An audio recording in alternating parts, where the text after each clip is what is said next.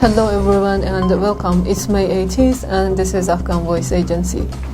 Several Palestinian resistance groups have written separate letters to the leader of Islamic Revolution, Imam Khamenei, thanking him for his firm stances on supporting the cause of Palestine, which were expressed in the leader's speech on occasion of International Quds Day. In their letters and messages on Monday, 5 Palestinian resistance groups and movements lauded the position taken by the Islamic Republic and Imam Khamenei on supporting the resistance of the Palestinian people and rejecting the recognition of the Zionist regime.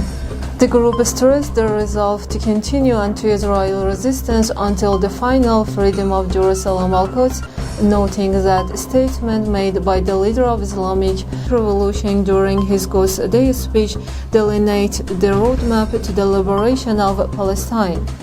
U.S. and coalition forces Commander General Scott Miller has said that the Taliban might increase violence after the 3-day ceasefire that ended, but he reiterated that the U.S. will support Afghan forces until the full withdrawal of their troops from the country. We're watching closely what the Taliban will do post the 8th ceasefire, Miller said in an interview with the BBC.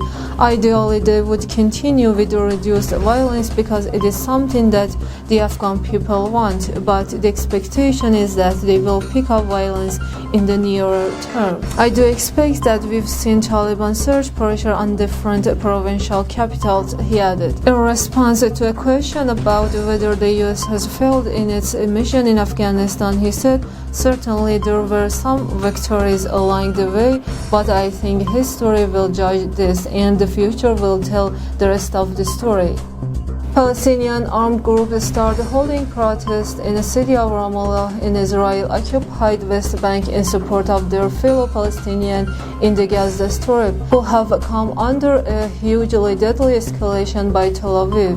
The Alaska Martyrs Brigade, a coalition of Palestinian armed groups in the West Bank, announced the decision on Monday. They said they were holding the protest in solidarity with the resistance group in Gaza, where a total of 212 people, including 61 children and 36 women, have been murdered and 1,400 others been injured during the escalation.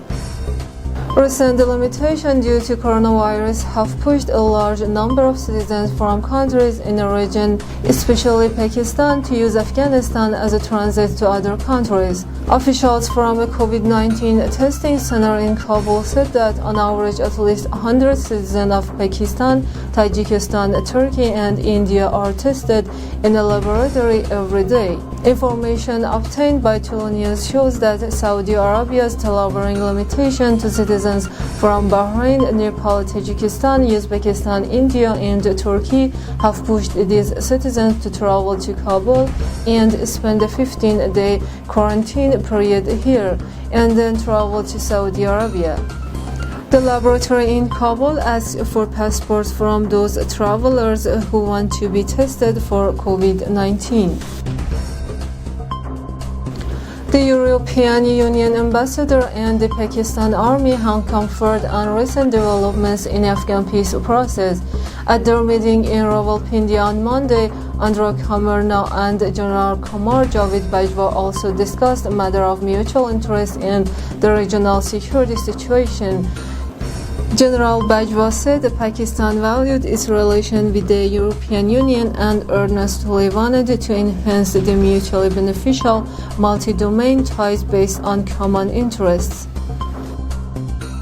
Prominent Muslim advocacy groups in the United States are boycotting a White House event on Sunday to celebrate the Muslim holiday of Eid al-Fitr, saying the Biden administration is abets and justifies Israeli airstrike on Palestinians in Gaza. U.S. President Joe Biden will host a virtual Eid celebration on Sunday to mark the end of the fasting month of Ramadan. As always, thanks for tuning in and until next time.